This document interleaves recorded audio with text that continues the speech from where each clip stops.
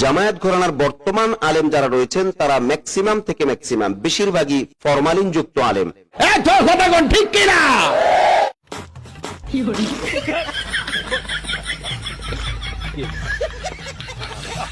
এই সময় কম, শুরু করো। আর জামায়াত ঘরানার বড় বড় নেতাদের ছেলেরা কেউ সেরকম বড় কোনো আলেম হতে পারেননি, রুকো যারা, সবার করো। না কওমির না আলিয়ার, অতএব তারা তো ইলমের সেই মর্যাদাটা বুঝতেছেন না। সঠিক বলেছেন।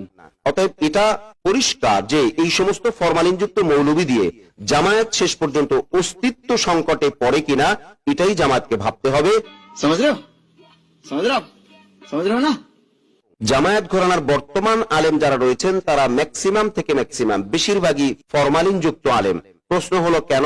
আপনি সব খুলে বলুন। হ্যাঁ, ফরমালিনযুক্ত ফলমূল বা ফরমালিনযুক্ত কোনো কিছুর ব্যাপারে আমরা সবাই জানি যে উপর থেকে দেখতে খুব বেস্ট, কিন্তু ভেতরে না আছে তার কোনো গুণ, না আছে তার কোনো ভালো কিছু, না আছে তার কোনো ভালো ক্রিয়াকর্ম, সবকিছুই আউলা ঝাউলা বলা চলে।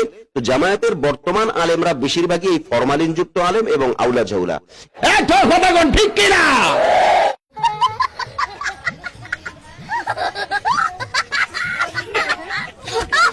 এই কঠিন কথাটা কেন বললাম, চলুন আমরা একটু ভেতরে ঢোকার চেষ্টা করি।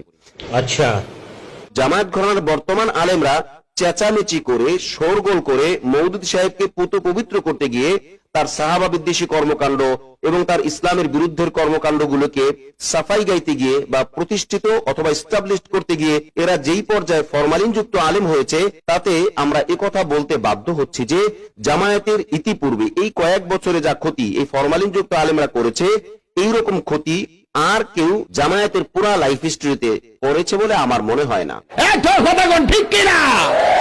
নিঃসন্দেহে তুই ঠিক কথা বলেছিস।